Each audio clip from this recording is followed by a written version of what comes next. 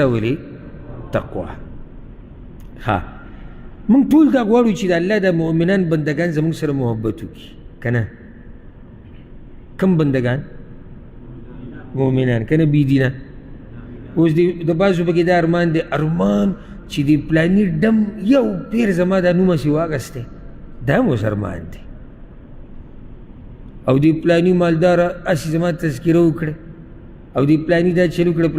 اکثر به م لیدلي مې یو نیم سړي تصویر هم ویستی چې چا خواله ورشي که نه نو ده به د لرې نه تصویر ویستی، دی یو ګوټ کې ولاړې په دې ګڼه کې، هغه پې هغه در سره ګوري نو نه دې خبر دی چې داسې یو انسان دلته شتي، خو ده پټ تصویر ویستی دی او بیا شعر کې نن موږ ورغلي وو ملاقات شو دا وشو دا.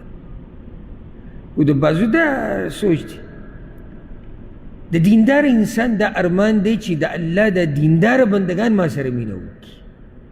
دا خبره د کولو خبره ده، لکه پلانې د الله نه یریدونکی پرهیزګاره سړی په تا مین دی، تا سره محبت کوي، خبره وزني ده، درنه خبره ده. ښه پلانې ډم ما سره محبت کوي، هغه پلانې دروغجن چې په دروغو مشهور دی، په دوکو دړاکو، هغه هم ما سره محبت کوي. هلته یو سودخور اوسېږي، مشهور سودخور دی، هغه وایي چې زه د سره محبت کوم. نو ته دا خبره چاته کولی هم نشي که نه کوې به نشي کولی. دا زیری الله ورکړی دی مؤمنانو ته. که چېرته دوی کې دینداري برابر وه، رب العالمین به د دیندارو خلکو په زړونو کې د ده سره محبت پیدا کړي. او دا زیری الله ورکړی دی په سورت مریم کې.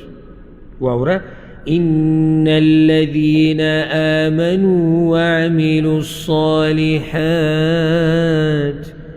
هغه خلکو چې ایمان یې راوړی دی او نیک اعمال یې کړي دي، یعنی که صحیح دینداره سړی دی، سيجعل لهم الرحمن ودا، رحمان ذات به د بندگانو په زړونو کې د ده دپاره محبت ورواچي. او کله چې ته دینداره سړی وینې که نه دا دینداره ورسره محبت کوي، او کله چې ته د الله یو بنده وینې چې دا دینداره خلک پې مینې، نو پوه شئ چې الله رب العزت دغه زیری د ده په برخه کړی دی. ښه موږ ټول غواړو چې الله رب العزت زموږ د کارونه موږ ته اسان کړي که نه؟ نه یې غواړو. هر چاته مشکل دی، هر چاته څه نه څه مشکل دی، بغیر د مشکلاتو نه ژوند نشته. باچایانو ته مشکلات دي، فقیر ملنګ ته مشکلات دي، دیندارو ته دي، بېدینو ته دي، مشر ته دي، کشر ته او ښځې او نارینه ټولو ته دي. نو ته یوازې نه یې، موږ ټول په دې کشتۍ کې سواره یو. موږ ته کله نه کله دا غم د دې د لاسه هم ګډ شي، زموږ دا خیال چې دنیا کې یک یوازې زه یم بس. نه نه، هر سړی خو تا ته خپل غم خو به نه بیانوي چې تا ته اوس په انټرنیټ باندې او په موبایل باندې تا ته خلک میسیج رالیږي ټول چې ما ته دا غم دی، خو هر چا ته دی. غواړي چې اسان شي، نو دا زیری الله ورکړی دی په سورت الطلاق کې.